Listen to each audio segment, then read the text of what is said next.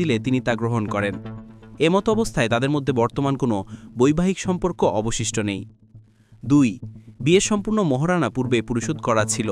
এ বিষয়ে কোনো রকম আলোচনা ও দেনা পাওয়া বাকি নেই, আলহামদুলিল্লাহ। 3.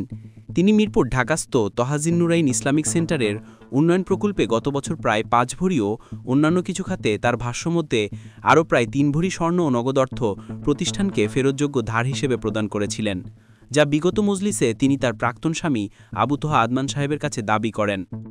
উলামায়ে মজলিস এগুলো পরিশোধের সময়সীমা নির্ধারণ করে দিয়েছেন এবং উভয় পক্ষই বিষয়টি মেনে নিয়েছেন। এ অর্থ তার সারাই হক, তাই প্রতিষ্ঠান নির্ধারিত সময়ের মধ্যে তা পরিশোধে সচেষ্ট আছে।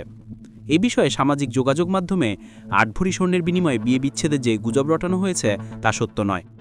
উস্তাদ আবু তোহা আদনান ও তার প্রতিষ্ঠানের সঙ্গে উক্ত গুজব প্রচারণার কোনো প্রকার সম্পর্ক নেই। অনুগ্রহ করে আপনারা কেউ কোনো প্রকার গুজবে প্রভাবিত হবেন না এবং